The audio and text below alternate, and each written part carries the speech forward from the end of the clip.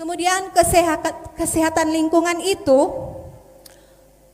adalah pemberantasan faktor penyakit. Misalnya pencegahan demam berdarah. Kita tahu bersama demam berdarah itu faktornya atau agennya adalah nyamuk. Dan itu kalau cuma pemerintah setempat di mana lingkungan kita berada, biar itu palak so capek bataria-bataria di toa, menguras air, apalagi itu 3M itu. Tapi kalau tidak ada kesadaran secara pribadi, itu tidak akan terlaksana dengan baik. Faktornya tidak akan bisa diberantas, ya. Jadi kita harus menjaga kebersihan lingkungan rumah kita masing-masing. Kemudian terkait dengan vaksinasi juga. Pandemi atau penyakit menular, kita harus apa? Menghindari kontak dengan sumber penyakit. Dan itu masalah kesehatan lingkungan yang berkaitan dengan faktor penyakit. Sekarang kita ingin tahu faktor yang dapat menyebabkan orang menjadi sakit. Yang pertama, pendidikan kesehatan yang minim, sehingga belum dapat memaksimalkan fasilitas kesehatan yang ada. Misalnya, ketika sakit tidak berobat ke puskesmas atau ke dokter, tapi pergi ke dukun. Ya. Kemudian yang kedua, faktor kebiasaan masyarakat yang tidak benar, misalnya kebiasaan membuang kotoran, limbah di sembarangan tempat, atau minum air yang tidak dimasak. Air yang tidak dimasak sekarang bisa kita minum, kalau itu air apa? Aqua, ya. Tapi ada kebiasaan di desa-desa tertentu, air saja diminum langsung. Nah, padahal dia tidak tahu ada apa. Ada kuman atau bakteri mungkin di air tersebut yang bisa menyebabkan sakit. Kemudian faktor ekonomi. Kondisi perekonomian keluarga masyarakat sangat berpengaruh terhadap kesehatan. Kondisi ekonomi yang lemah menyebabkan ketidakmampuan untuk mengkonsumsi makanan yang bergizi, sehingga berobat ke dokter juga tidak mampu. Pada saat ini saya dan saudara diajak untuk budayakan hidup sehat, baik secara pribadi maupun secara lingkungan. Kesehatan pribadi adalah usaha dan tindakan seseorang. Jadi itu bukan cuma info, cuma tahu, tetapi harus ada usaha dan tindakan untuk menjaga, memelihara dan meningkatkan derajat kesehatannya sendiri dalam batas-batas kemampuannya, agar mendapatkan kesenangan hidup. Dan contoh upaya menjaga kesehatan pribadi adalah, orang Samoso tahu ini, dari kecil sudah dibiasakan orang tua mandi 2 kali, 1 dalam sehari, menggosok gigi sebelum tidur dan pada pagi setelah bangun tidur. Ada yang melakukannya secara rutin. Kadang kala kalau orang sudah terlalu capek dalam pekerjaan, pulang di rumah setengah malam, langsung tidur. So lupa itu sikat gigi. Kemudian apa lagi? Cuma hal-hal yang sepele, yang sebenarnya itu kalau orang sudah biasakan dari kecil, itu sudah tidak masalah, ya. Menjaga kebersihan kuku, rambut, hidung dan telinga, kebersihan pakaian, kebersihan sepatu. Nah, sepatu mesti jaga bersih, termasuk kaos kaki dan kamar tidur harus selalu rutin dibersihkan. Dan kita masuk kepada kesehatan lingkungan. Tentu saja kesehatan pribadi itu sangat berkaitan dengan kesehatan lingkungan. Orang dapat dikatakan sehat secara sempurna bila sehat jasmani, sehat mental, seperti yang sudah dikutip dokter tadi kemarin, ya, hari kedua, dalam Undang-Undang Kesehatan nomor 36 tahun 2009. Dan ilmu kesehatan manusia meliputi sanitasi dan higiene. Sanitasi adalah pembinaan dan pemeliharaan kebersihan dan kesehatan lingkungan, atau lebih dikenal dengan sanitasi lingkungan. Sedangkan higiene, pemeliharaan kebersihan jasmani dan barang yang erat hubungannya dengan kebersihan jasmani. Apa itu barang yang erat hubungannya dengan kebersihan jasmani? Toilet, apalagi kamar tidur, ruang makan, rumah ya, lingkungan, semua itu berkaitan dengan kebersihan jasmani. Upaya kesehatan lingkungan, yaitu pemberantasan penyakit menular, seperti sekarang ini ada pandemi COVID, orang so tahu semua, tulang kelangka mau bikin. Kemudian mengobati penderita penyakit atau membebaskan kuman penyakit pada pembawa penyakit. Menghilangkan vektor penyakit ya.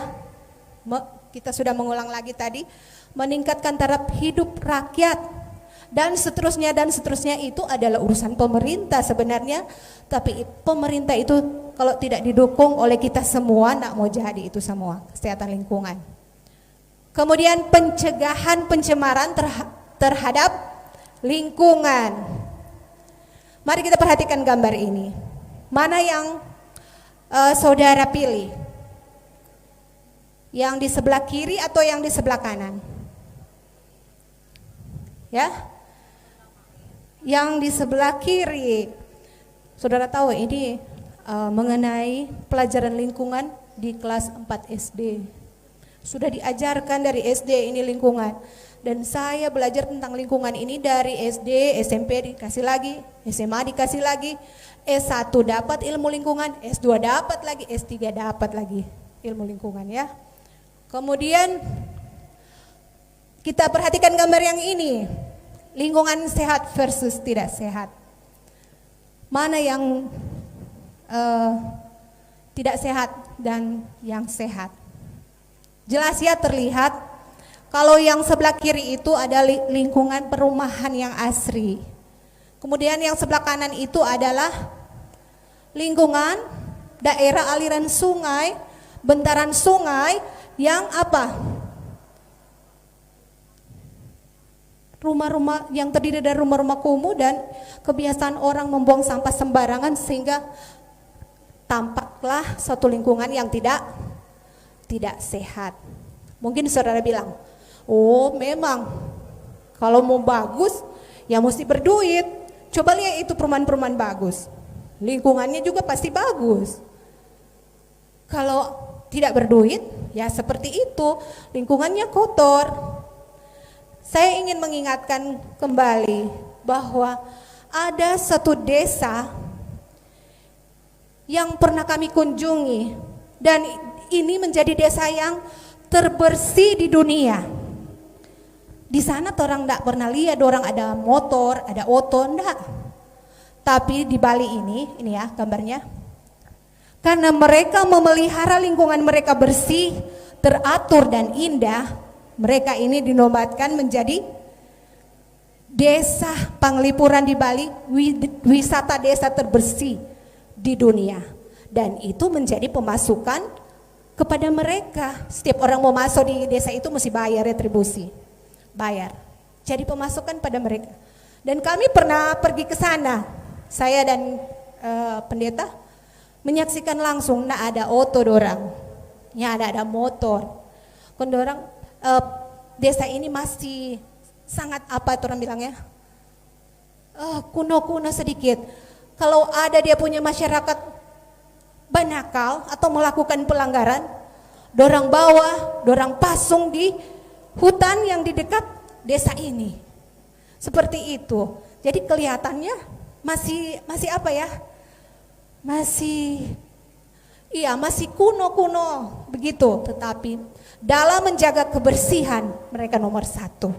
Ya, mereka punya adat nomor 1.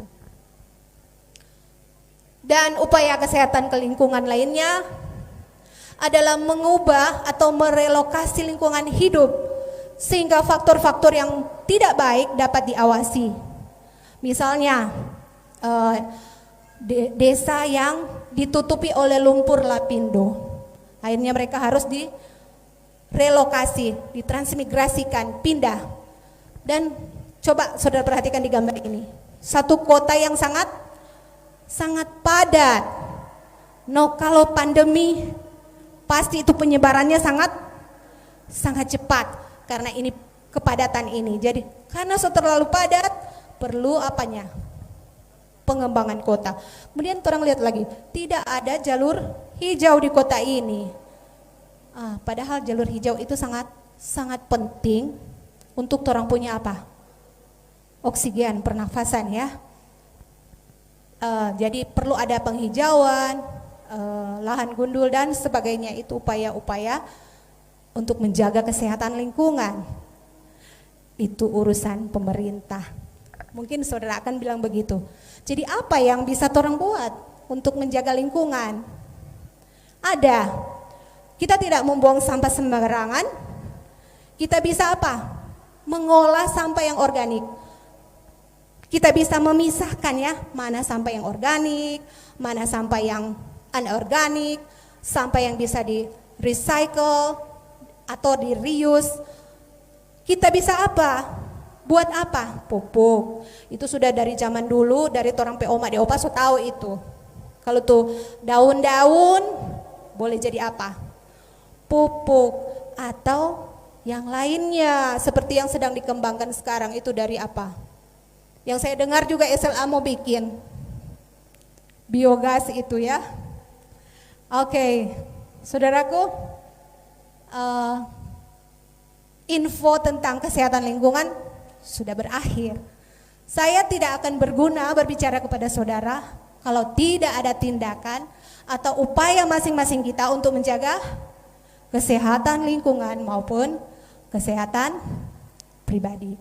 Semoga seminar ini dapat berguna dan meningkatkan kesehatan pribadi dan kesehatan lingkungan kita menjadi satu budaya hidup sehat.